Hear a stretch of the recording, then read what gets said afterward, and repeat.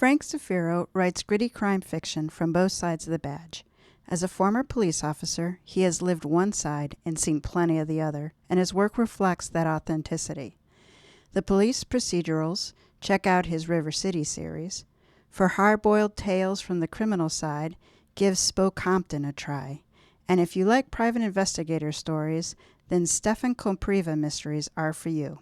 Check out more about Frank's work at frankzafiro.com or on his Amazon author page.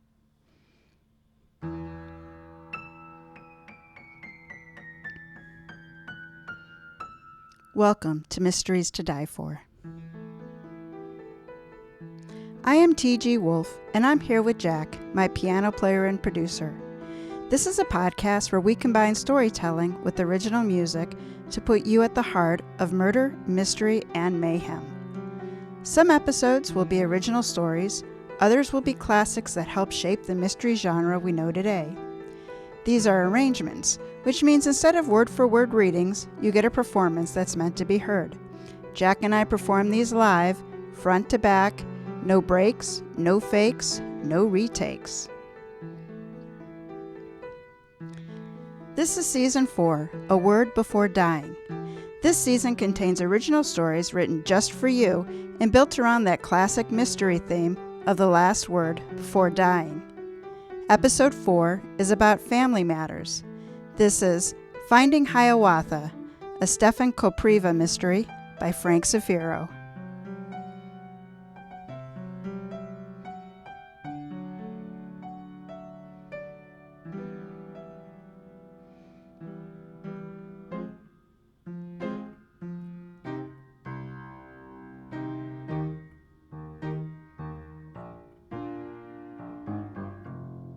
Chapter 1.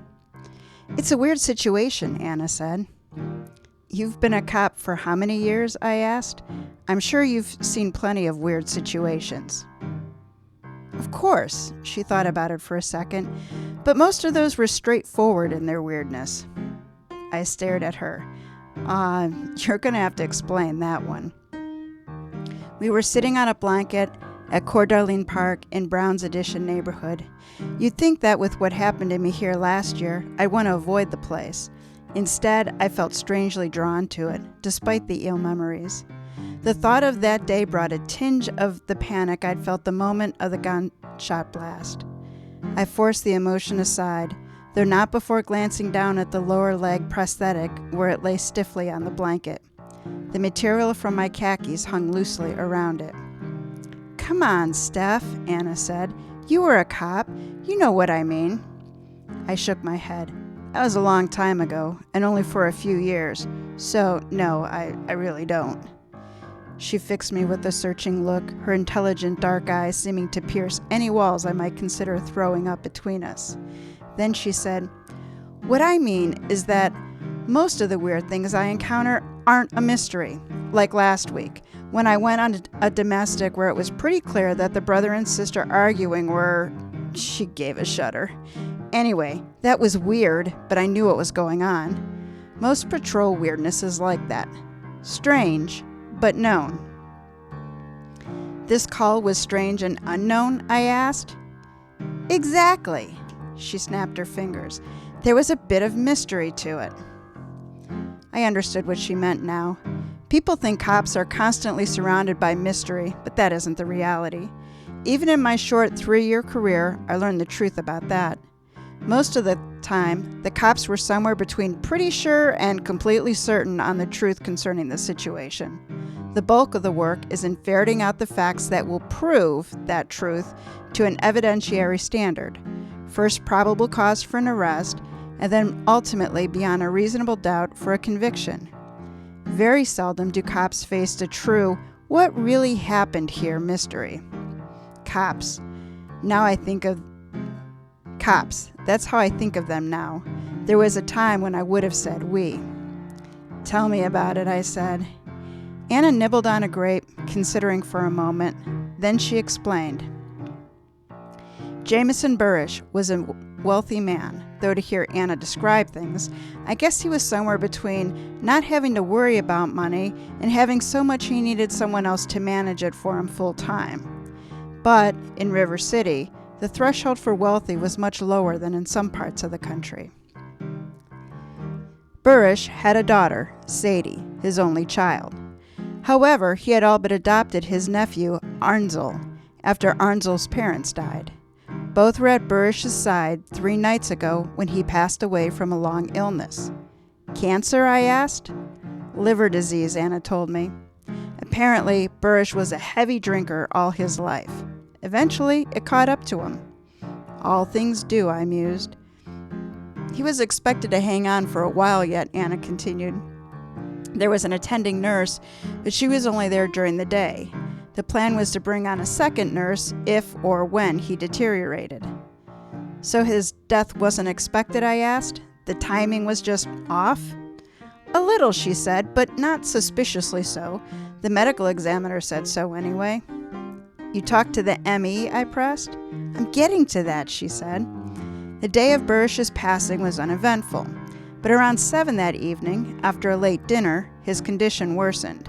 The steady decline continued for several hours until he died just after 11. Did he eat something bad, I asked?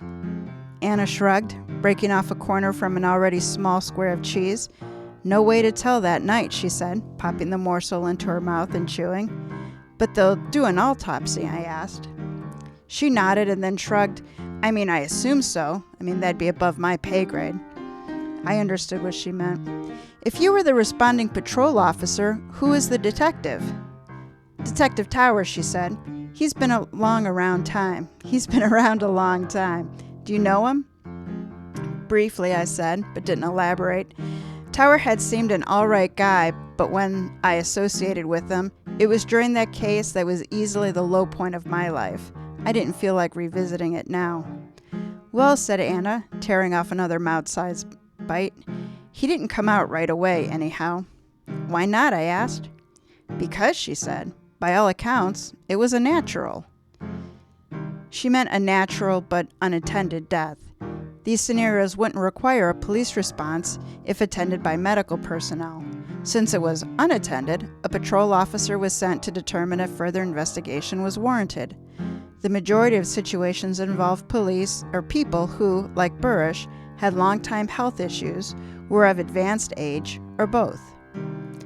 But, occasionally, something about the scene convinces a patrol officer to change the status from natural to suspicious. Whatever the reason for the shift, because a death was involved, the policy then is to dispatch a detective to conduct immediate follow-up at the scene. I took a handful of grapes.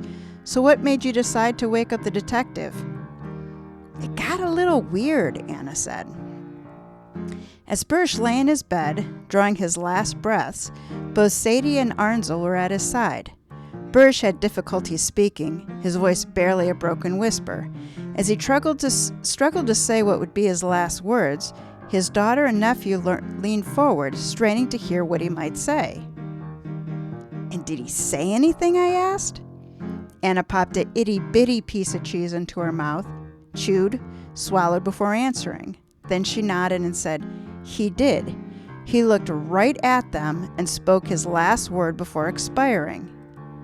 I tilted my head and gave her a look of mock approval. You're killing me here, Annabelle. She grinned slightly and made as if to tear off another nibble from the cheese square. And then she said, Hiawatha. Hiawatha? That was his last word. Hiawatha.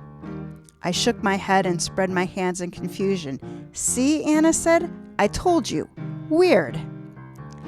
You called out a detective because this guy's last word was odd? I asked. No, of course not, she said. But the word got his nephew all jazzed up and talking about inheritances. So money was involved, and when money's involved, you know how people get. I did. How they got was downright ugly. Plus, Anna said, the sudden downturn was borderline suspicious, at least to me. It would have been to me, too. I told her so. Thanks, Anna replied. So I told the family it was standard policy to have a detective attend in this situation. Dispatch sent Tower. And you were stuck on scene for another hour? She shrugged. He actually got there pretty fast, maybe 40 minutes. I lifted a hand and she took the bait she dangled. After looking over the scene, he said, Anna smiled, he said the same thing I did. Unnatural. I only called him because I knew if I didn't, Sergeant Gomez would read my report and ask why. He's a good sergeant, but he's all about CYA. Cover your ass, I thought. I had to say I agreed with his outlook. Calling out the detective was a safe conservative play, Anna continued. If everything was above board, it cost us little time and money, and the city paid for both. If I didn't call a detective and something turned out fishy, I finished the thought for her. Like him being poisoned, you mean? She nodded. Yeah, that was on my mind too. I mean, it seems all Agatha Christie, I know, but still, people do weird things. Or say them, I added. Hiawatha. Anna was right. As last words go, it was a little weird. Anyway, she said, Tower basically went through the exact same process I did and came to the same conclusion. Then he called the medical examiner to authorize release of the body. The Emmy said she wanted to conduct an autopsy just to be safe. So they sent out the ghouls to pick up the body. That last part made me smile. The job of collecting dead bodies was one of the odder ones I'd come across in my brief career, right up there with the folks who were contracted to clean up crime scenes after the investigation was complete. The few times I interacted with the transport people, they were decent enough, but I understood why patrol officers looked at them a bit askance. And that's the end of the story, I asked her. You went back to routine patrol? Pretty much, she said, except for one thing. What's that? I lifted a bottle of fizzy water to take a sip. Arnsel Burrish wants to hire you, she said. I froze, the bottle poised at my mouth. What? She shrugged.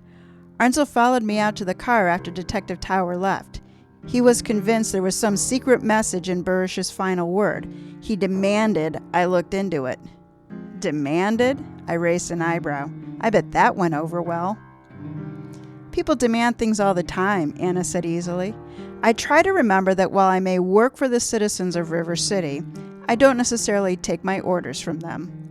I told him that the job he was describing wasn't a police matter. It was a civil issue, so if he wanted to pursue it, he needed to hire a private detective. Oh, I didn't like where Anna was going. Tell me you didn't mention my name. Anna, I'm not a PI. She smirked. What is it you do for Harity, then? Joel Harity was the attorney I sometimes worked for as an investigator. Between that part-time income and my medical pension, I kept my head above water. I'm not licensed, I said. Details, details, Anna said with the whisk of her fingers. You did mention my name, I said. Didn't you? She pulled a business card from her jeans pocket and held it out to me. Arnsel said you could call him today if you want the job. I snatched the card from her fingers. What job? It's better if he explains. She finished off the cheese square and cocked her head. Probably better if I don't know, too.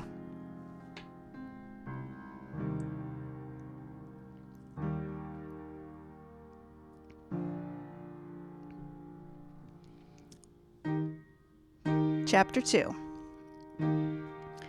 Arnsel Burrish was thin. He wore stylish clothing that looked like he hadn't changed in 3 days. His straight brown hair was shoulder length and mostly gathered back in a lackluster ponytail. His angular features appeared drawn, as if he were always anxious, though his expression held more than a hint of arrogance as well. Just to be clear, I told him right away, I have no association with the police. Ansel scoffed. The police have no interest in getting to the bottom of this. And, I said, you should know that I'm not a licensed investigator. But you're qualified, right? He asked. I shrugged. I do some investigative work for an attorney here in town, and I was a police officer a long time ago. That's good enough for me, he said. I probably couldn't afford a top-flight PI anyway. I tilted my head. No offense, he added. I just meant that I'm on a small allowance from the estate. I can afford to pay your fee, though. Don't worry. I'm not worried, I said, and I wasn't. I already had a 3-day advance on my fee safely tucked into my pocket. I glanced around the small, clean apartment that was situated on River City's lower South Hill. Not posh, but nice. Why don't you bring me up to speed on some of the finer details surrounding the situation? What do you want to know? Arnzel's tone was impatient, as if he expected me to already have been briefed. Burrish was your uncle, correct? I asked. That's right, Arnzel replied. My father was his brother. And your parents are both gone now. He nodded. My father had a heart attack when I was 5. He was much older than my mother. She passed away when I was 9. Cancer. I'm sorry, I said. He shrugged away my condolences. After that, I lived with my uncle. The two of you were close, I asked. Close is a rather nebulous word, isn't it, Mr. Kopriva? What's it really mean? I shrugged back at him. You tell me. Arnzel considered for a moment. Then carefully he said, let's just say that we were as close as any other family in our social circles, and we'll leave it at that. That sounds like there might have been some tension. Arnzel frowned at me. Of course there was tension. It was family, but nothing that had any bearing on this situation. I tried a different track. Did you get along with your cousin, Sadie? Sadie, he sniffed derisively. That's a dog's name, don't you think? I blinked, watching him. I don't have an opinion on that. Well, it is, he said, but I suppose it's fitting. People leave fortunes to their pets all the time, and Sadie's going to inherit everything. I noted the animosity toward his cousin and moved on. Is that what you meant by this situation? Exactly. He leaned forward conspiratorially. It's all in what he said, the last word. Hiawatha, I said, sharing the little I knew. Arnzel pointed a finger at me and waggled it knowingly. Exactly, you get it. I don't, actually, I said. I don't even know who Hiawatha was, other than he was an Indian.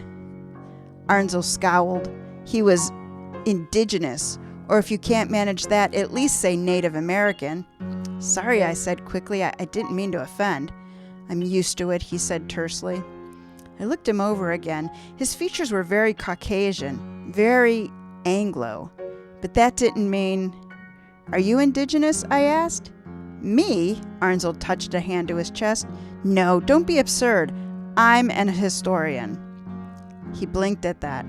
Oh, so you teach somewhere, or... Arnzel scowled deepened. I'm a researcher, he said importantly. For a college? He knitted his brows. I'm independent. I see.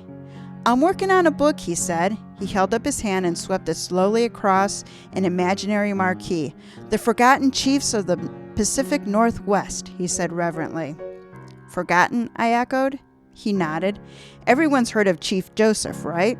I will fight no more, forever. He's one of the big names of the Pantheon, and Chief Seattle had a city named after him. I'm writing about those lesser-known chiefs and sub-chiefs who people don't know. It's important work. These men could end up lost to history. Hiawatha isn't one of them, though, right? I mean, she's not forgotten, is she? Arnzel appeared slightly perplexed. That's what I don't quite get. Why mention him? I mean, he was Mohawk, part of the Iroquois Confederacy. He lived clear across the country and more than a century before the chiefs that I focus my work on, and half of what we supposedly know about him is legend, not historical fact. He rubbed his upper arms excitedly and shifted in his seat, though the apartment didn't seem cold to me. It doesn't make sense unless he was just expressing a sentiment. Sentiment? I asked. Uncle Jameson, he always supported my work, he explained. He paid a small stipend to allow me to focus on research. He shared your passion, then? I asked. He shook his head. Not really. If he could name 3 indigenous leaders besides Sitting Bull, I'd be surprised. But he believed in me. I see, I said, nodding. Arnzel leaned forward and fixed me with a hard stare. What if his last word was a way of saying he wanted me to inherit more?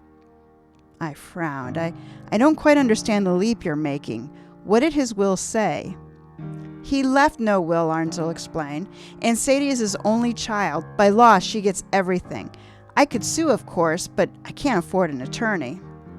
"So your stipend is going away?" I asked. "No," he said. "Sadie already said that she would continue indefinitely. She even raised it slightly." "Then what's the problem?" I pressed. "Do you know how much faster my research would go if I had more money to invest?" he said. His tone had a little bite to it, as if to imply that I didn't know and probably couldn't know. Whether the reason was my economic standing or lack of what he deemed sufficient education, I couldn't quite be sure, but I did know one thing. I did not much like Arnzel Burish. He plowed ahead, a bit oblivious to however I might be feeling. "I could hire research assistants, for one thing. Get some history or journalism grad students to fan out and conduct interviews. Hire a ghostwriter to punch up the draft." He waved his hands. "All kinds of possibilities, if I just had more money." I nodded, but said, "I still don't see." "Look," he said. "Uncle Jameson was having difficulty with his speech near the end. He spoke few words and they weren't always intelligible. So it wasn't like he could come out and say he wanted to bequeath more money to me. He had to use shorthand, kind of code. And since he didn't know much about my work, he just said the only Indian name he could think of at the time." I noticed his word choice but hadn't bothered correcting him. The virtuous don't like their own failings of virtue pointed out to him. "I'll be honest," I said instead. "That seems like quite a stretch." "It's not a stretch," he said assuredly. "It also sounds like more something for a lawyer to argue," I said. He nodded. "And one will if it comes to that. But lawyers need ammunition, and that's where you come in." And then he smiled, an oily smile at me.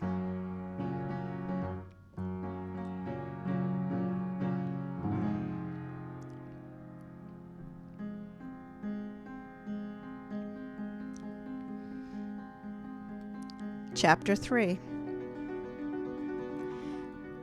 When Anna said weird, she wasn't kidding. I found myself headed to the Burish residence in my small Toyota, not sure exactly what I was supposed to accomplish. Arnzel was convinced that if I poked around, I'd find evidence of Burish's intent to leave him a sizable sum.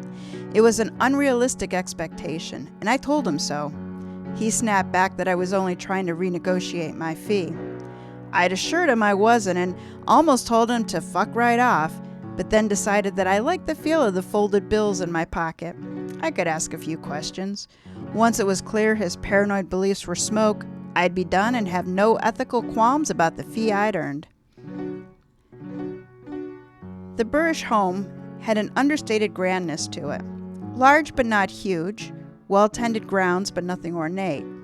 I knocked at the door and waited a long while before a woman in a gray housekeeping uniform answered. Her dark hair, pulled back in a severe bun, had a few wisps of gray in it. "Yes?" she asked. "I'm Stefan Kopriva, here to see Sadie Burish." "Are you expected?" she asked. I shrugged. "Arnzel may have called." Her mouth tightened at the name. I thought she might refuse me entry, but instead she opened the door. I went inside. I could feel her eyes on me as I limped past. Years ago, I'd been shot in the knee during a robbery. That injury usually took a half mile or so of walking to reach the point of making me limp like this. I suppose I was fortunate that the man in the park with the shotgun years later aimed for the same leg. As a result, I have the same limp as before, just constantly now. "Miss Sadie is in the library, I believe," said the housekeeper as she closed the door and brushed past me. I followed her. The house seemed larger on the inside, probably a result of high ceilings throughout. Our steps echoed slightly on the tile and then the wooden floor. Hers a steady muted padding, mine an offbeat clacking of worn heels of my cowboy boots. At the door to the library, she paused and looked over her shoulder. "If you'll wait here." Though it was framed like a question, it was spoken as a command. I waited. She slipped inside, closing the door behind herself. I thought I might be able to hear hushed voices next, but either they spoke too quietly or the walls were too well insulated. So I stood there, waiting. I didn't have to wait long. The door opened and the housekeeper beckoned me inside. I stepped into the library. The room certainly lived up to its name. The walls were lined with tall bookshelves chock full of books. I always wondered if people with rooms like this actually read all those books or if they just purchased a rich person's starter set. Sadie Burrish looked as if she were smart enough to read the full library. Her eyes landed on me and took me in with the same startling clarity that I've only ever seen from Anna.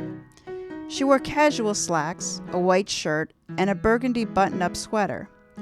A pair of frameless glasses were perched on her nose, which was a bit too prominent for her to be featured on a magazine cover. Nonetheless, she was attractive, if in a stern way. "Arnsel hired you?" she asked. Her voice had a pleasant pitch to it, and even though there was no accent, it reminded me of a British narrator I heard recently in an audiobook. "He did," I said. She raised one eyebrow. "And how do you know Arnie?" "I don't, actually," I said. "It was a referral." She kept me under that appraising eye. I felt a little as if I were hooked up to a human polygraph. "So you're not friends?" I shook my head. "No. In fact, if I'm being honest, I didn't entirely like the guy." An eyebrow arched. "No? Then why work for him?" "His money spends," I said. "Ah," she said, relaxing some. "A professional, then." "I like to think so," I said. She smiled softly, as if amused. "Why are you here, Mr. Kopriva?" I motioned toward a pair of overstuffed chairs that faced each other in the center of the room. "Could we sit?" She shrugged and sat down. I took the chair opposite her. A chessboard sat on a low table between the chairs, a game in progress. "Here's the thing," I said. "Arnie seems to think that your father's final word concerned him." She tensed slightly. "In what way?" "Frankly," I said, "in a way that significantly increases his inheritance." "I see," she rolled her eyes. "And you're supposed to help with this exactly how?" "I'm not sure," I said. I told him it sounded like he needed a lawyer, not me, but he insisted, so here I am. "Here you are," she said icily. "To do what? To make demands?" "No," I said, keeping my own tone light. "I'm just here to ask a few questions." She lifted her chin. "What if I'm not inclined to answer your questions?" "That's totally your prerogative," I said, "but you will hear them at least?" She paused, thinking it over. I was slightly surprised at her reticence, but money and grief affected everyone differently. When she finally nodded, that decision made me like her just a little bit more. "Thank you," I said. "And now, you and Arnie were the only two present when your father passed, correct?" "That's right," she said. It was a start. "And after he spoke his last words, did you have a reaction?" She scowled. "Mr. Kopriva, I was grief-stricken." I held up my hands. "I'm sorry, of course you were. That was a poorly worded question. What I meant was, did you have a reaction to what he said?" She didn't answer. I noticed her index finger picking at the seam of her slacks nervously. Her grief might explain a lot, but this nervousness was starting to make me wonder if Arnsel's outlandish suspicions had a basis in reality. "Arnie certainly had one," Sadie said. "He trailed that police officer around the rest of her time here, asking if she heard what Father said. He even followed her out to her car, going on about it." Just as Anna said, I thought. "You didn't see any significance in what he said?" Sadie shrugged. "It's a family matter. I don't know why Arnie feels like he needs to bring in outsiders." I ignored the dig. What did you think when he said Hiawatha?" She blinked at me, confused. "Hiawatha?" I watched her. Her confusion gave way to something that looked like panic, but then she recovered. Clearing her throat, she added, "That's what Arnie heard, then?" Her reaction held something back. "Isn't that what you heard?" "My father's speech was poor near the end," she said. He was difficult to understand." "So you didn't hear Hiawatha?" I asked. "No," she said, "but I suppose that what matters is that Arnie did. And he believes this means something?" I nodded. "He believes it means his uncles wanted to expand his support for the research he's doing." Sadie sniffled derisively. "Research? Oh, please." I raised a brow questioningly. Sadie sighed. "Mr. Kopriva, do you know how much has actually come out of his research? I mean in terms of actual output?" I shook my head. I have no idea. Nothing, she said. Not a single article, not a single drafted page of his so-called book. It's an exercise in keeping busy, in feeling relevant in a world with no relevance itself. That's a little harsh, I said. I thought about it a minute and then added, and nihilistic. It's accurate on both counts, Sadie answered evenly. But I told Arnie he doesn't have to worry about his stipend. I intend to honor my father's wishes and to continue it indefinitely. I even increased it slightly and will continue to do so each year to keep up with the rising cost of living. Why? I asked. Now her brow rose. Because he's family. Despite his shortcomings, Arnie is like a brother to me. And besides, it was my father's wish, as I said. I understand, I said.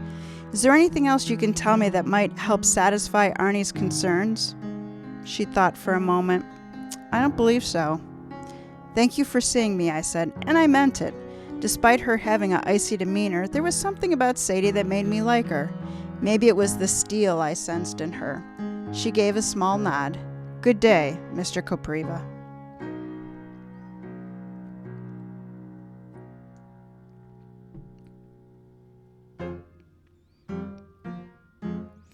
Chapter 4.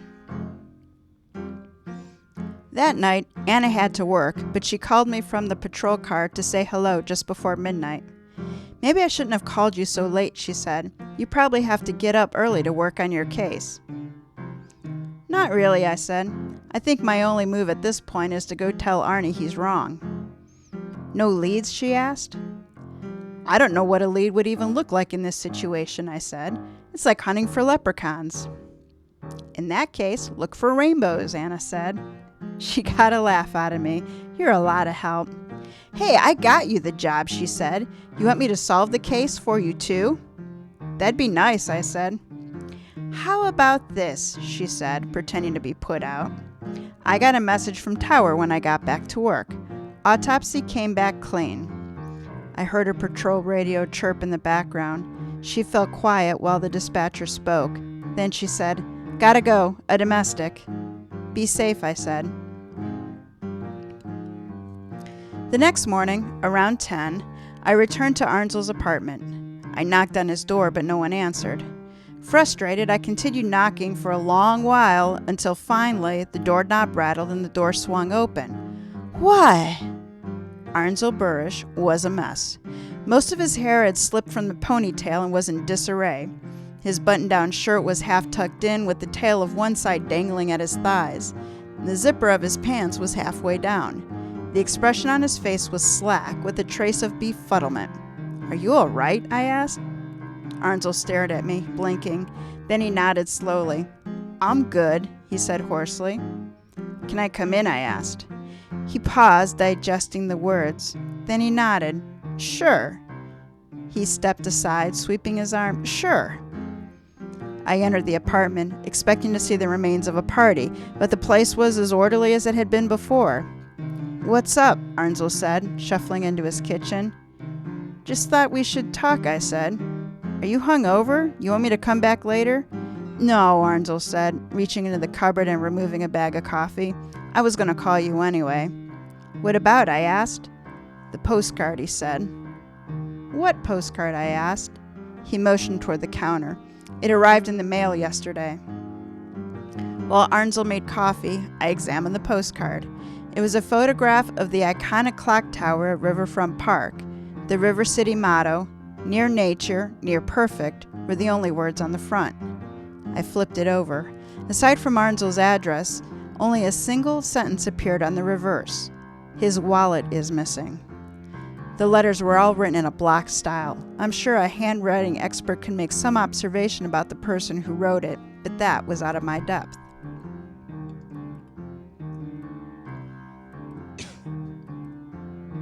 Whose wallet is missing? I asked, more for form's sake than anything. Arnzel looked at me as if I were an idiot, and maybe I was, but I've learned the hard way that jumping to conclusions is a form of mental quicksand in an investigation. My uncle's wallet, Arnzel snapped, unencumbered by that same precaution. Who else's? Okay, I said. Assuming that's so, what was in his wallet?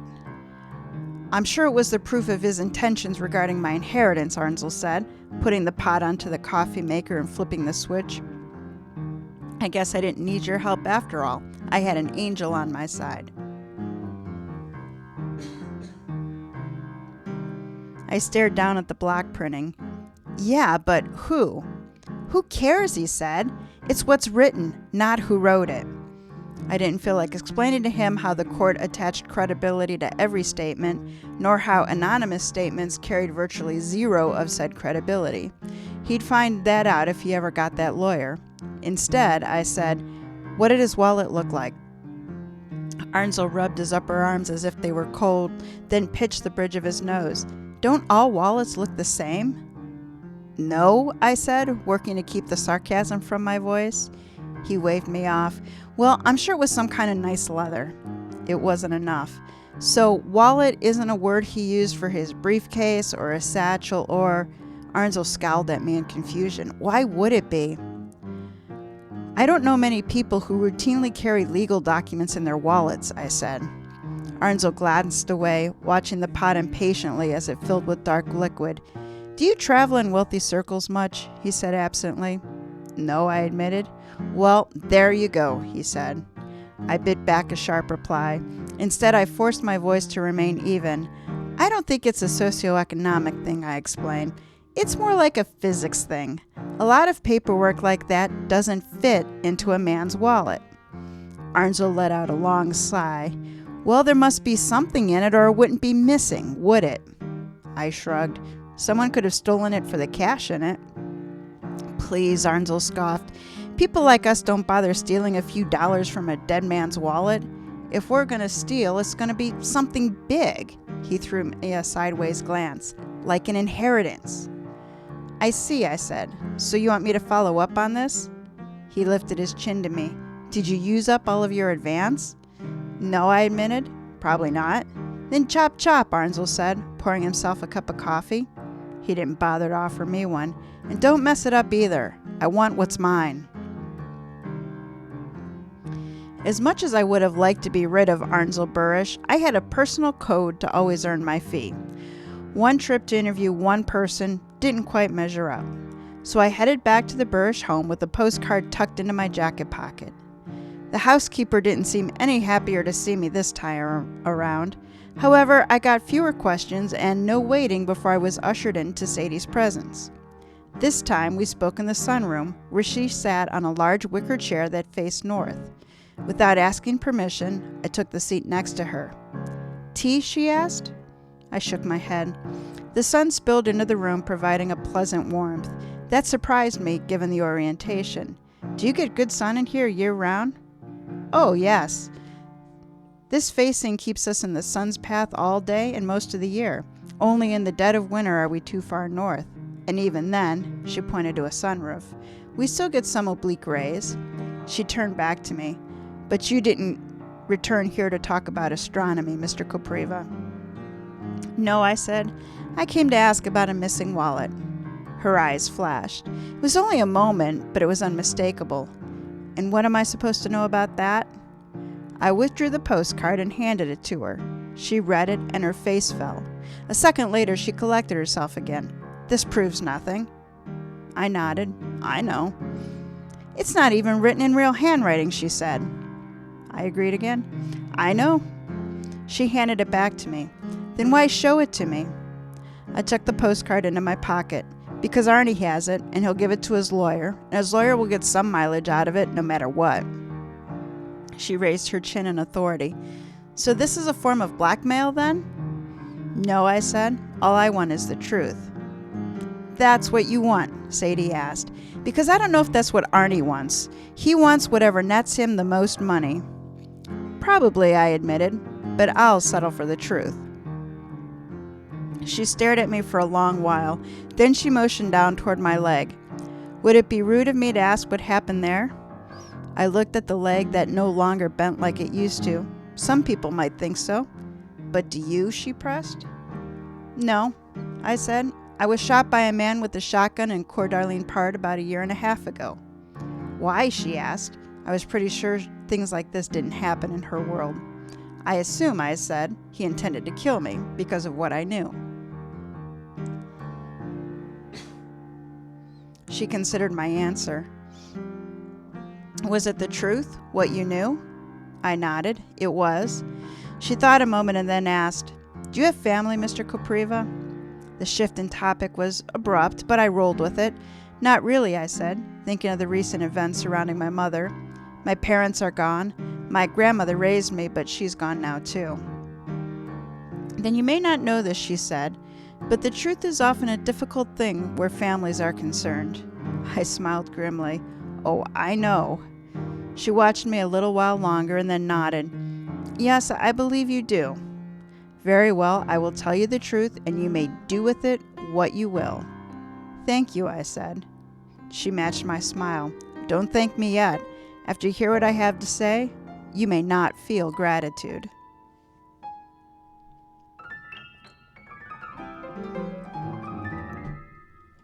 Well, we're at the midpoint. I missed my chord and then just gave up. Well, your timing on giving up was excellent because I was just about to pause to say, this is the part of the story where we give you, Jack, a chance to figure out what is going on in this tidy little mystery. I'll be honest, I'm very lost. And part of it's because I fell asleep while playing. You always say you fall asleep, and yet I see you sitting upright. Your hands are constantly moving. Yeah, You're not part snoring. Of the job, though. Yeah. All right. So Jameson Burrish is dead. Mm-hmm. He's an older dude. He's got liver issues. He's got one daughter, Sadie, who seems pretty put together. Mm-hmm. He's got a nephew who he's raised since he was 9, Arnsel, who seems a little bit like, freakishly obsessive. The only other character we have met is this housekeeper who let Stefan in the door. So, do you think that Jameson Burrish died of natural causes? That's the whole mystery? Do we think that's the mystery? Do we think he died of natural causes? Do we think he was killed? Do you think he died of natural causes, and what do you think the deal is between Sadie and Arnsel? I got no idea, man. You see, Sadie, she's about to spill, so I have a feeling she's innocent.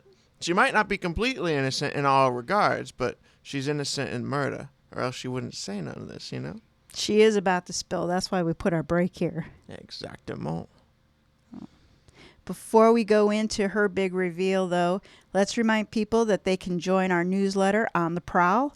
The link is in the show notes. It comes out every full moon. I'm a little bit behind. I got to catch up on that.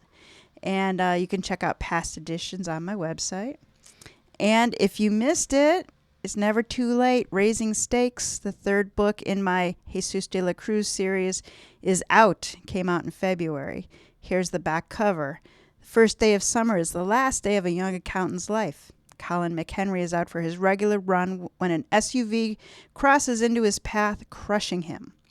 Within hours of the hit skip, Cleveland homicide detective Jesus de la Cruz finds the vehicle in the owner's garage, who is on vacation 3 time zones away. The setup is obvious, but not the hand behind it, because I do like to write mysteries. The suspects read like a textbook. Jilted fiancé, jealous coworker, overlooked subordinate, dirty client. Razing Stakes is book number 3 in the De La Cruz series. See if you can beat Jesus, goes by Cruz, to this solution. It's available your favorite booksellers, Amazon, pretty much everywhere. All right, my money's on the maid. On the what? The maid. The maid. Yeah. I feel like by you laughing it means I'm wrong, but oops, that's my money. I wasn't tracking with you. I was like reading the thing about my book, and you're like, I feel like there's maid. I'm like, there's no maid in that story. Oh. So I'm like, oh wait. You're talking about Finding Hiawatha. You're putting the money on the maid. Well, okay. Also, you gotta think. I highly doubt at this point that he actually said Hiawatha. Just Sadie said she didn't hear Hiawatha. That's what Sadie said. She didn't hear Hiawatha. So $20 says he didn't say that. And that her truth be revealing the evilness. All right, I'm going to shut up and play a tune. Okay, Jack's going to shut up and play. Yeah, I'm going to play one. He's fussing with his pages so he can see his bass line. Yeah, this is one that I wrote as a waltz. I'm going to change it. You ready? It's going to be good. Are you still keeping in 3/4 time? Otherwise, it's not a waltz. Well, no, I'm not. I'm going to change it. I'm not. I don't want to play your story in the 3/4 time. Oh. Will that be confusing? I don't know. I'll end up reading in 3/4 time. Well, I'm not gonna then. Huh? I'm not gonna then. I'm kind of curious what it would sound like. All right, we'll do it then. Can you do it? More I'll or match less. you. At the very least, I'll put it in a 3/4 time. Okay, ready? I'm ready.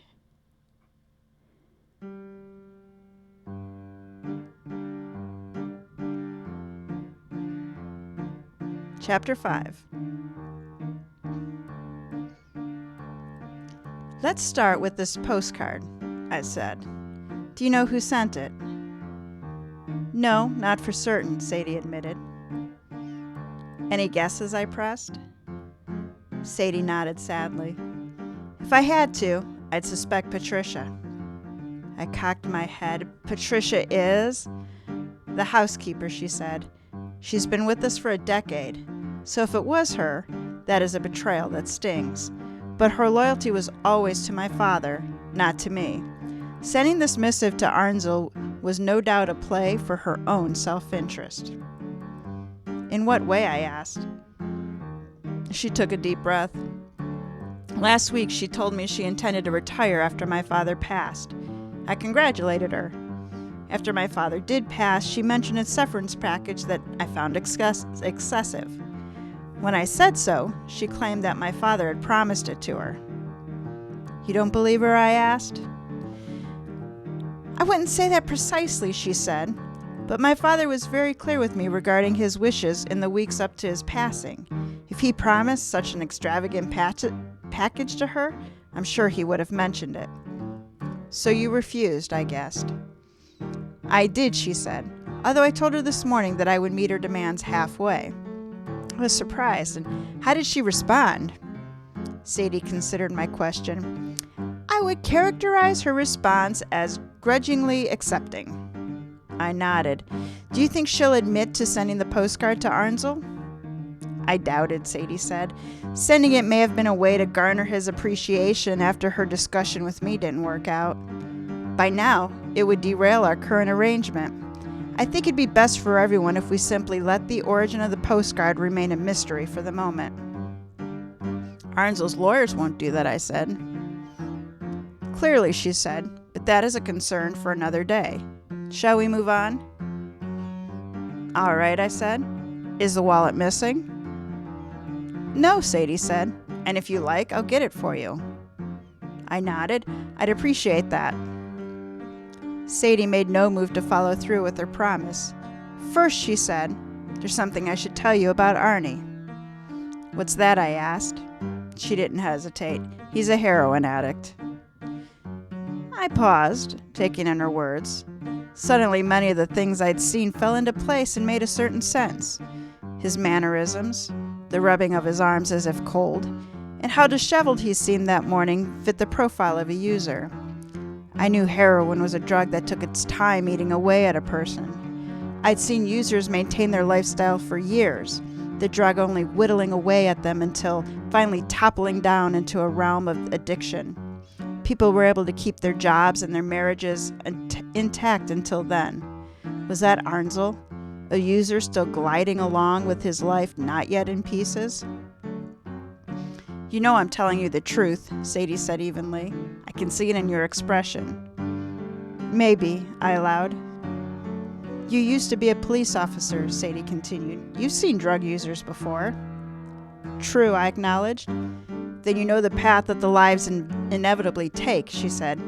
Everything ends up feeding their addiction. That doesn't seem to be the case with Arnie, I said. He has the apartment and... I stopped as Sadie shook her head. What? His apartment is part of his stipend, she explained, paid for by my father. So are his utilities. He has an account at the grocery store that is also paid each month. My father was friends with the man who owns the store. I thought about it for a moment. So all of his necessities are paid for by my father, she said. Well, by me now, and I'll keep paying them. Because he's family, I said. Precisely, she agreed. But what I won't do is give him more than the small cash stipend he's getting now. Arnie's addiction has been on-again, off-again fare for years, Mr. Kopiva. He stayed mostly sober, but he falls off the wagon often enough for us to know he hasn't beaten the addiction. If he has a great deal of disposable income on hand, he is unlikely to spend it on research assistants or ghostwriters or whatever else I'm sure he railed about affording when he hired you. I doubt he'd spend the money on a trip to a rehabilitation clinic either. No, I think we both know where that money would go. I nodded slowly in agreement. It would go up his arm, I said. Yes, she said, and probably kill him in the process. But if I continue with the arrangement my father had, providing for food and shelter but ensuring he doesn't have enough money to do more than the occasionally fall off the wagon, then at least he has a shot at surviving. And of course he knows if he ever wants to go to a clinic, the expense will be covered. He knows that, I asked. She nodded. Father told him so explicitly on multiple occasions. I heard it several times myself. I leaned in toward her. What was Arnie's response? Oh, he waved the suggestion away and called it rubbish. In his mind, he doesn't have a problem, at least not with heroin. He believes his biggest problem is a lack of research funds. Is his research work real, I asked. Sadie considered my question and then said, to a point, yes. I mean, he certainly can tell you that the Looking Glass River was named for a particular chief. He may even have spoken to one of the chief's descendants. But like I told you before, he hasn't produced any articles or a single page of the book he keeps threatening to write. Why not pay for his writing project too, I asked. You're already paying for the apartment and all the rest. Sadie smiled indulgently. The work keeps him busy, Mr. Kopriva. It gives him something to focus on, a purpose. Father didn't want to take that away from him by making it easier. I nodded. I see. Her smile broadened, though it had some sadness in it. Not quite, but you're getting closer. She stood. I'll get that wallet now. Sadie left the sunroom, leaving me alone. I closed my eyes against the pleasant warmth, and waited. I ran through our conversation, asking myself if I believed her. I'd been lied to a lot in my life. I wasn't invincible when it came to detecting lies, but my batting average was good. Sadie showed none of the usual indicators that I usually saw in a liar. Quite the opposite, really, except for the fact that it seemed as if she were still hiding something. That was different than an outright lie, but it still registered. When she returned, she sat down again and plopped a dark, worn wallet on a small table between us. Unlike Arnzel's guess, there was nothing ornate about the wallet, though the leather did appear to be fine quality. This is the missing wallet, I asked. This is my father's wallet, Sadie said. I wouldn't say it was missing, exactly. I caught the nuance. Then what would you say? She gestured to the wallet. I'd say, have a look. I picked up the wallet. It was a standard trifold design. The first thing I noticed was a thick sheaf of bills along the money compartment. I flicked through the bills, seeing everything from 20s to hundreds. Then I turned to the card holders. An array of credit cards, some of them like Black and Diamond, that I was very unfamiliar with, were mixed in with membership cards to a variety of clubs and organizations. I saw nothing out of the ordinary. The wallet had a picture carousel. I glanced at each of these, seeing Jameson Burrish posing in a few with a variety of different people. There was Sadie at different ages as well as Arnzel. As I paged through them, I noticed one empty slot near the end. I pointed that out to Sadie. And so we come to it, she said. She leaned forward, holding a photo between her fingers. My father didn't say Hiawatha. That may be what Arnie heard, but it isn't what he said. I watched her, waiting. His last words, Sadie said, were, hide my wallet. I thought it through, muttering Hiawatha and hide my wallet. Finally, I shrugged. All right, I can see it, especially with his speech issues. And he wanted you to hide the wallet because of this picture? Yes. Sadie laid the photo on the table. I looked down to see Burrish with his arms wrapped around a woman in a way that could only be called romantic. Both were smiling unabashedly. Who's the woman in the picture, I asked. My aunt, Sadie said. Arnie's mother. I took it all in, connecting the dots. This was after... Yes, she interrupted. The picture is from after my mother passed away and after my uncle died. But I believe... She trailed off and shrugged. I consider her words. The situation was right out of a V.C. Andrews novel. You believe it went on for a long time, I asked. I do, confirmed Sadie. I know it was wrong that father loved his brother's wife. He admitted it to me and expressed regret for the transgression. But even before he lost mother, the relationship was a cold one. And as for his brother, the truth was that he and Uncle Charles were never particularly close. It was a betrayal, yes, but no one was ever hurt by it. Because they kept it a secret, I said. Sadie nodded. They did. I followed the clear implication. So there's a chance that... Yes, Mr. Kopriva, Sadie said. There is a good chance that Arnie isn't my cousin, but my brother. Which, if true, would entitle him to half of my father's estate. Which would kill him as sure as any death sentence. I leaned back in my chair, stunned at the turn of events. So, Sadie says, it would appear that you have a choice to make.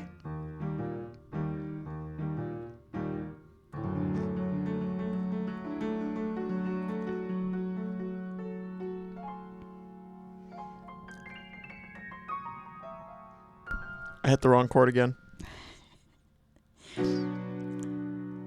Chapter 6. I struggled with it for the rest of the day. I believed Sadie was telling the truth, but I couldn't be 100% certain. Arnsel had hired me. He was my client.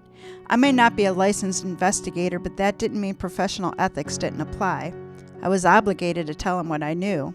What followed wasn't my responsibility. Only the world doesn't work that way, does it? If I remained silent, I was complicit in cheating a man out of his inheritance.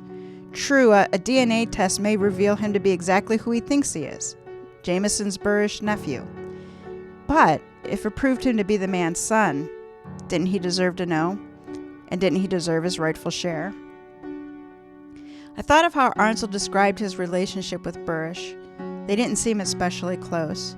And the man was gone now. It wasn't as if Arnsel could rediscover a different relationship with him once he had this knowledge. And if Sadie was telling the truth about his addiction, her prediction about what would happen if he inherited all that wealth was the most likely outcome. I'd seen it in plenty when I was a cop, and since. Drug addiction was a cruel mistress. I could save Arnsel from that. But was it up to me? It was. The better question was, should it be? I realized the second question didn't matter to anyone but philosophers. The fact was, I had a decision to make, and I decided to make it.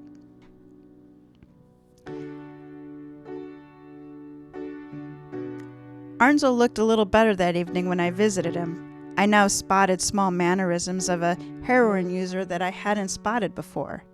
The sniffly nose, along with the arm rubbing. Maybe he was thin because of genetics, but it could be drug use too.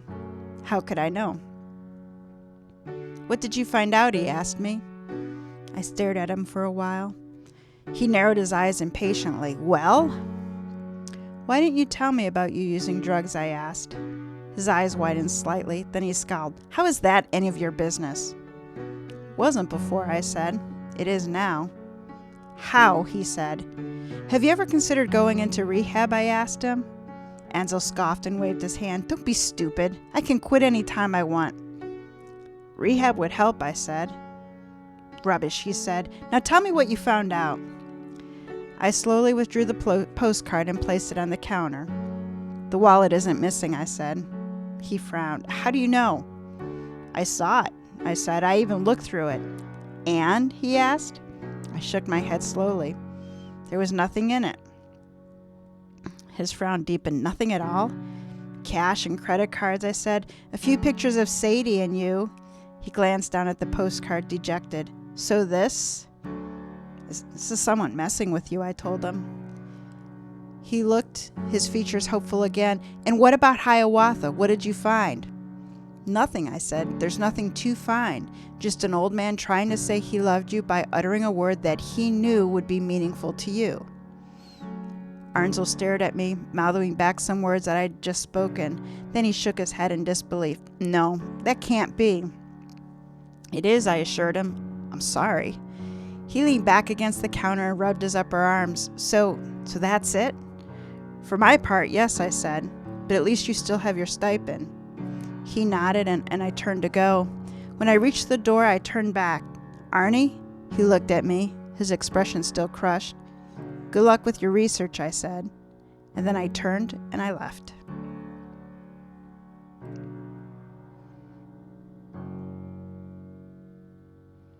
Chapter 7.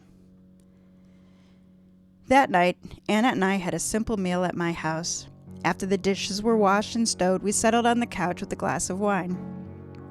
You're quiet tonight, she observed. Oh, sorry about that, I said. Was it your case, she asked, the one you just finished? I nodded. You want to talk about it, she asked. No, I said, but do me a favor, will you? Sure, she said with a quick smile. What? No more referrals, I said. She gave me a long, questioning look, but when I didn't answer, Anna merely nodded her promise, clinked my glass, and we both drank a silent toast. The end.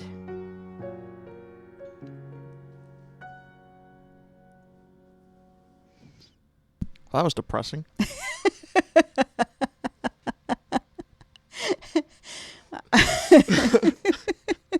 Frank writes really cool stories. Frank's stories do not have obvious endings, So does the logic work? Of course, yeah. Yes, it does. The old man is dying, but he doesn't plan to check out today. He still has things to do to figure out. His daughter has a good head on her shoulders, and she'll be all right when he goes. But the son, or the man he raised as a son, what does he do to do right by him? The reaper comes, the old man's out of time, and he gives his son the only thing that he has left to give him, and that is a chance to live to fight another day. And he says, hide the wallet. So I like this story for a few reasons. One is that the death is natural. Like so few normal. Mystery stories actually have natural deaths in them, so I thought that was cool. And I like the moral dilemma. What did you think about that? That's what made it so depressing. I mean, yeah, you couldn't give it to him. I mean, neither way is a satisfying ending, which is kind of the point with those addictions, is that you don't have a satisfying ending until you cure yourself of it, which you don't know if he's going to do or not. And I would like to think of Sadie that if Arnsel really did truly clean himself up, like really kicked his addiction, that she would have, given him more money. Mm-hmm. Maybe not, come clean and given half of the estate, but she would have laxed the controls. Yeah. Yeah, there was no winning, right? Nope. And that's the cool part.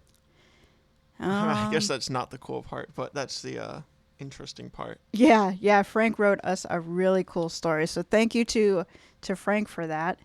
So Jack, I wrote you up some stuff. You got your part ready?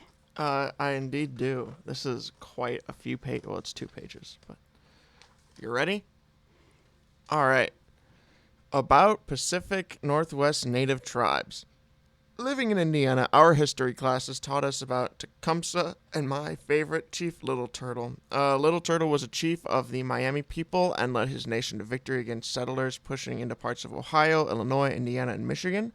He was eventually defeated by General Mad Anthony Wayne and signed the Treaty of Greenville. He died in 1812 of natural causes and is buried here in Fort Wayne, Indiana. But our story today talked about the chiefs of the Pacific Northwest.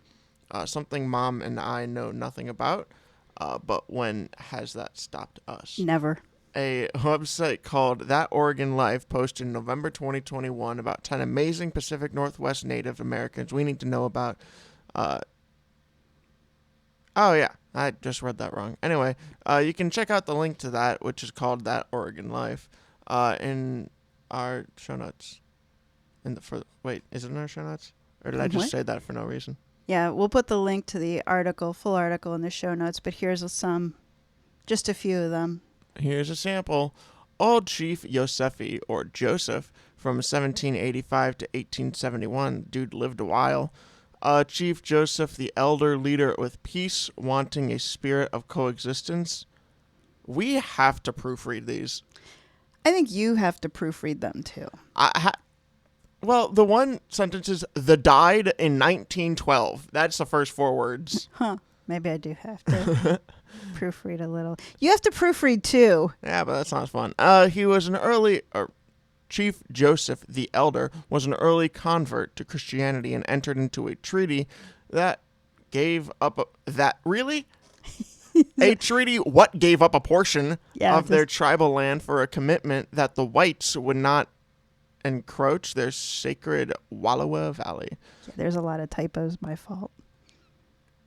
Yeah, I'm not sure what that sentence means, but we'll continue. About 8 years later, the U.S. broke the treaty, like every other one they ever made with the Native Americans, when gold was discovered. Old Joseph refused to leave the valley and stood off against the U.S. government. His son, young Chief Joseph, from 1840 to 1904, took up the battle. In 1873, he negotiated a new treaty that allowed his tribe to stay in the valley, and the U.S. reneged that word on it in 1877. Young Chief Joseph was told his people had 30 days to leave or it would be considered an act of war. The army pursued about 750 natives that day during a 5-day siege. The entire sentence confused me. Anyway, 150 people died. Young Chief Joseph surrendered, and he and about 400 were taken as prisoners of war and held for over 7 years. Many died of diseases the Europeans brought, for which they had no immunity. Chief Seattle, from 1786 to 1866, was a big man and respected for being a strong leader with peaceful ways. He led his people to help the newly arriving settlers live in the area. That backfired on him as the newcomers grew, took more and more land, and eventually pushed the Native American people to reservations. The U.S. Congress took over 3 years to sign the treaty, leaving the Native American people to languish in poverty. Marie Dorian, a.k.a. Marie Lavoie, I think that's how you pronounce it, was born near St. Louis, Missouri. She was one of the first pioneer women to cross the continent. She was pretty amazing, surviving an a-hole husband, giving birth to her 3rd son on the trail. He died 6 days later. The son?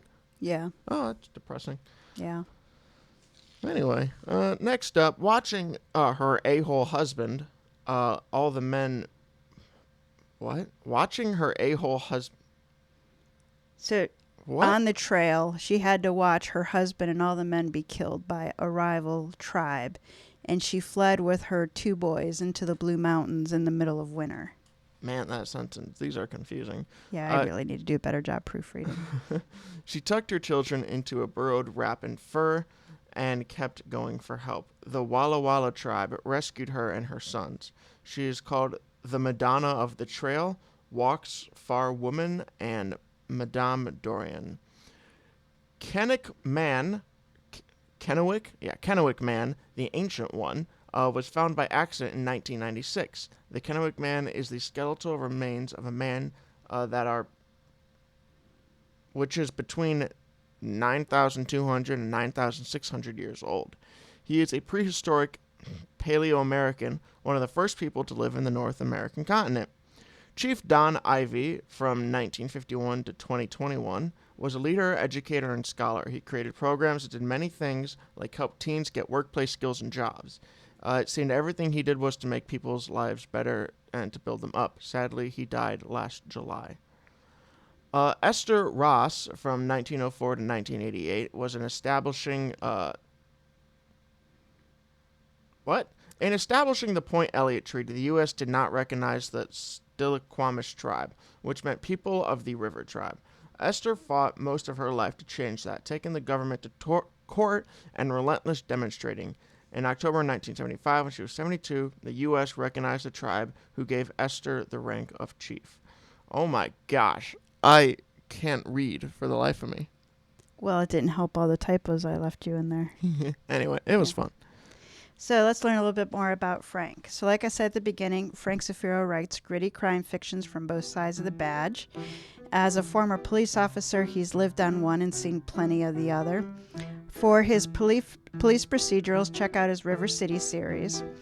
If you like the hard-boiled crimes, give his Spoke Compton a try. I read At Their Own Game and recommend it for people who really like their stories hardcore. I won't say that I liked it, but I will say I couldn't put it down. And even now, a year plus after reading it, the story comes back to my mind. If you like private investigator stories, then Stefan Kopriva mysteries are for you. Finding Hiawatha is a short story for Stefan. There are three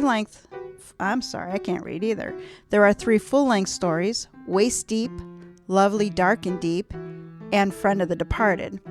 Goodreads reviewers rated the stories between 3.91 and 4.38, and here are a few reviews from Stefan's fans. And before you continue, I think you should reiterate the fact that you didn't like the book because it was hardcore, not because you didn't like the book. Oh, no, it was really well written, and it was just sort of haunting. There's some things like the movie Pulp Fiction. When I first saw that, it was so striking, but how can you say you liked Pulp Fiction, right? It was just, it's brutal. So, yeah. You should, Jack, I think I still have At Their Own Game around here. I'll find it and give it to you. All right. Reviews. One reviewer said, "What a great read. Retired cop with a past of both heroism and disdain. Great characters with a superb plot and plenty of action. A different plot in that we are dealing with barely child pornography and the underworld street activities. This author is superb in everything he writes." I have to agree with that. Another said, "Frank Zafiro knows how to develop a character complete with accurate and believable insights and feelings. Waist Deep is a well-written story with twists and turns you never see coming. Ex-cop Kopriva gets under your skin and stays there." And finally, a fastest moving book I've read in a while. Enough action to keep the story interesting and moving. Things are not contrived to end up nicely and tied in a pretty bow, so the story has a more real feel to it. Good book. Frank also hosts his own podcast called Wrong Place, Right Crime. He interviews authors from all subgenres in the mystery, thriller, and crime genre. It's a great place to find new storytellers and to hear the inner workings of their imaginations. Find out more about Frank's work at frankzafiro.com or on his Amazon author page. Links are in our show notes. And with that, we are wrapping up this episode of Mysteries to Die For. Support our show by subscribing, telling a mystery lover about us, and giving us a 5-star review. Become a member of our Body Bag Brigade by financially supporting this season with a one-time donation. Pay what you can. Interested in advertising on Mysteries to Die For? Check out our website. Information is in the show notes and on our website at tgwolff.com/podcast. Mysteries to Die For is written by TG Wolff with contribution by Jack Wolff. All the typos came from TG Wolff. Finding Hiawatha was written by Frank Zafiro. Music and production are by Jack Wolff. Episode art is by TG Wolff. Have a great couple of weeks, everyone. We'll see you back here in 2.